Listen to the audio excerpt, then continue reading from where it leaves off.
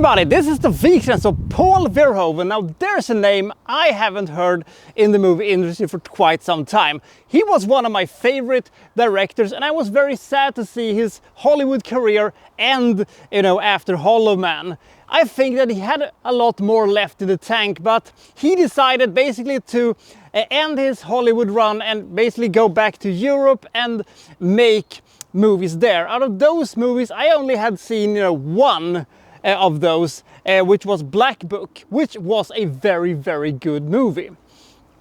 But 2021, he's at it again. Let's take a look at Benedetta.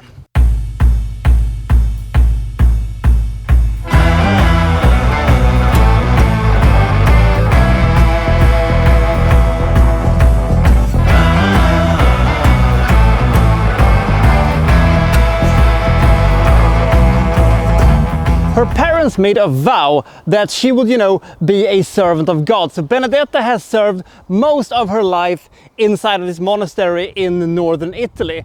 Quick questions. Why are they speaking French in this movie? I know that, Italian, the thing we call Italian, wasn't actually the official language of the Italian peninsula until, the 19th century. So maybe at that point they actually spoke French in, this part of Europe, but that's a story for another time. So she is very devoted to Christ and she's very devoted to the monastery, but the thing is that she also has, visions of Jesus Christ. We'll get to that in a second. And maybe she has, more to her divinity than other nuns. One day, a young girl is being chased into the monastery by her abusive father, and in an act of kindness, they take her in as a novice. And it is Benedetta's job to, introduce her to everything, explain how everything works, and, when we pray, and why we do this, and why we do that, and, stuff like that. And it all could have ended there, but the two women start having basically an affair. And I don't have to tell you that this is a pretty big no-no. It is in a monastery, in Italy, in the 16th century. A very, very big no-no. And at the same time as they're having their intimate relationship, she also starts having these stigmata signs all over her and predicts that, a big catastrophe is going to come. So, is she actually a misunderstood saint of some description, or is she actually a manipulative, shrewd attention seeker? Benedetta is, by the way, actually, based on a true story. And if you are, caught up on your Benedetta knowledge, you know where this one is heading. But it didn't take me long to say, oh shit, this ain't gonna end well, is it? Because what's going to happen if somebody, discovers that they're having a relationship? And will she protect or ultimately, sell out Bartolomea if, they are discovered?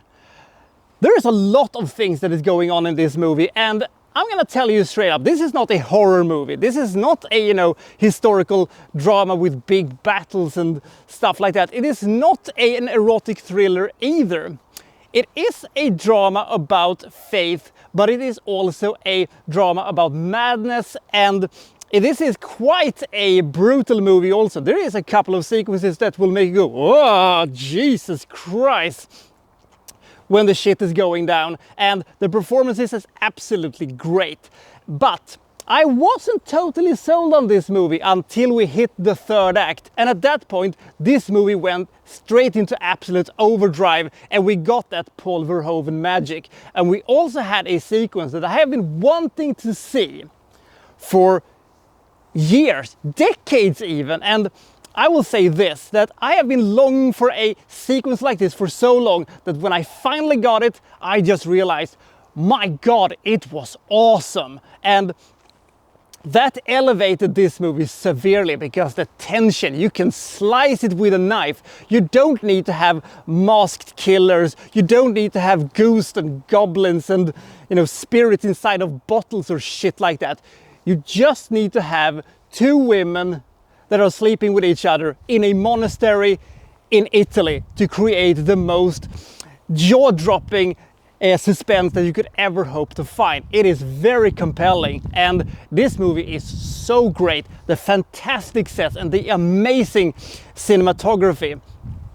This is not a movie that everybody's going to like. This is a movie that, in fact, the more I think about it, it's a bit of a hard sell actually, because you're not really having, you know, an action movie. You don't really have, you know, sex and violence. Well, some violence, but it is not the classical Paul Verhoeven cocktail we all know and love. It is something else. And I normally don't like these types of, you know, straight up dramas, but this one was just so compelling. And by the way, speaking of her Jesus visions that she's having, it's a bit of a different type of a, you know, crisis imagery that she's seeing. The closest thing that I can compare it to is basically the Jesus Uncrossed fake trailer that Saturday Night Live did approximately 10 years ago or something like that. Seriously, go to YouTube and search for SNL Jesus Uncrossed trailer. It is a great piece of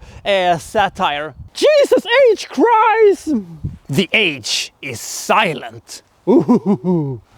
It is so great, and this movie is also fucking great. Pretty good pace and fantastic performances, especially from, you know, Charlotte Rampling and Lambert Wilson, who will show up later, and Benedetta is also a fantastic character, and you're not quite sure where we're going with this one. The unpredictability is what basically drives this movie, and if you think that this is something that you will enjoy, I think you will enjoy it quite a lot. If you, like me, were a bit skeptical before I saw this movie, what the, you know, movie about some nuns in some monastery, that doesn't sound very exciting. Oh, but it is.